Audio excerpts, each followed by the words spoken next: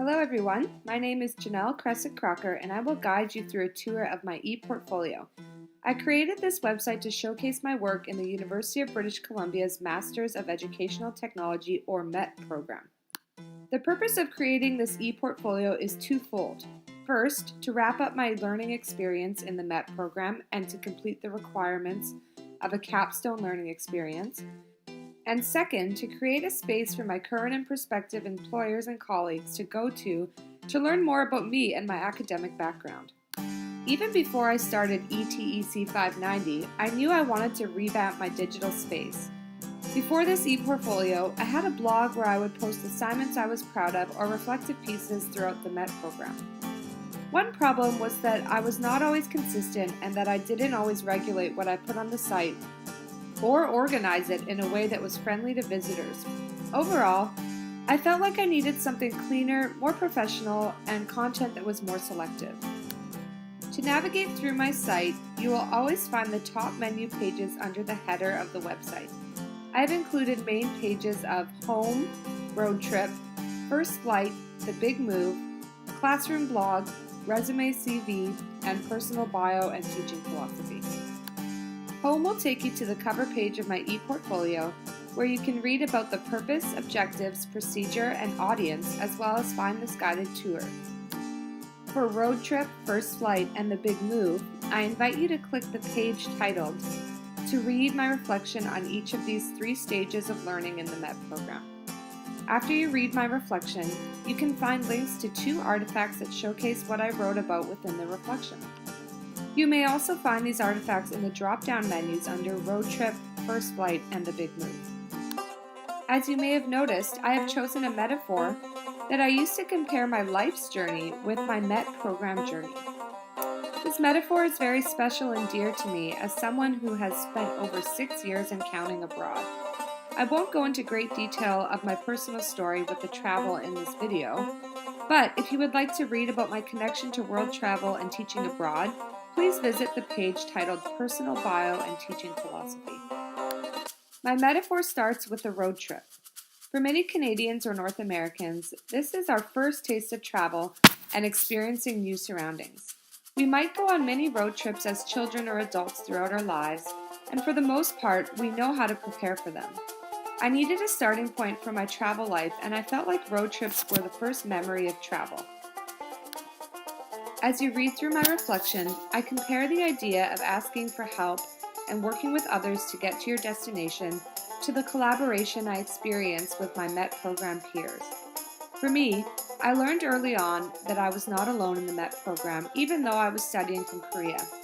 People were always available to ask for help, whether it be a professor or a fellow classmate. I have selected 2 artifacts that showcase some of my best memories of collaboration in the early stages of the MET program. First, in ETEC 510, when I completed a project with my peers about social media for teachers. We used Google Docs primarily. In my reflection for this artifact, you can hear more about what I learned and experienced by collaborating in this way and how it helped in future use of group projects. Second, I selected a project from ETEC 565M, where me and my colleagues worked together to create a guide to augmented reality. Although I took this course only in my first semester in the MET program, I still look fondly on the process as I feel it has been my best example of collaboration. You can read about our Google Hangout video chats and how we organized and worked together across multiple time zones. The next piece of my metaphor is titled First Flight. Many people remember the first time they flew on an airplane, how they felt preparing for the flight, and the excitement of going to a destination far from home. This time, a person can't just get in their car and drive somewhere. They need to get a passport, purchase tickets, and pack accordingly. For this part of my metaphor, I compare a first flight to the next step of my learning process, when I learned the importance of planning and preparation. I decided to share one success and one stumble in my planning and preparation through the MET program. First, I share an annotated bibliography I wrote for ETEC 533. This was a challenge for me going into it because I didn't know the expectations of this kind of written work. Although I thought I had done a good job, I was unsuccessful and asked to resubmit the paper after some major revisions. Although this was hard, I learned a lot about getting everything straight before jumping into an assignment. Had I not redone most of this assignment, I wouldn't have near the understanding I now have of flipped classroom theory and peer-led instruction as laid out by Mazur and Crouch. On the other hand, I also share a success story where my planning worked out for the better. In ETEC 520, I took all that I learned from previous assignments in the course to tightly structure my e-learning strategic plan critique of Virginia Tech. I felt really confident that I had hit all the points and fully grasped the goal of the assignment. Finally, my last part of my journey is the big move. If you have ever had the experience of moving to a new country where you don't speak the language, you need a visa to live and work there, and you go in a complete foreigner, you will understand why this is the ultimate wrap-up of a step in a traveler's journey. Going through the selection process of choosing a country and getting the proper documentation is daunting to say the least. I compare this to my selection of appropriate platforms to complete creative projects and then getting the content together and presenting it in an interesting way.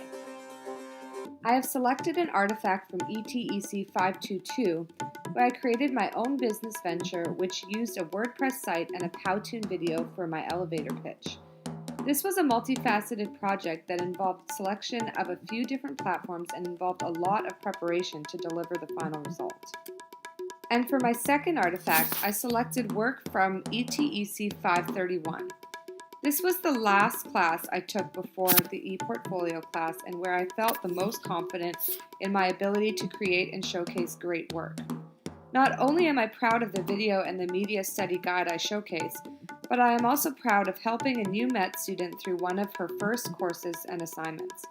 This course really came full circle for my learning process since I remember just 2 years ago when I was the new student looking to my peers for support. I won't go into great detail about the other 2 pages in my guided tour, but I added them to allow readers to see what I currently do in my classroom through my grade 8 math blog, yhims2math2015.wordpress.com, and also my resume, which will allow you to see my work experience and other interests. Thank you for visiting my ePortfolio. I hope you enjoyed this guided tour through my personal and professional travel journey. If you have any questions, please feel free to comment on the page or email me at janellekresik@gmail.com. Bye.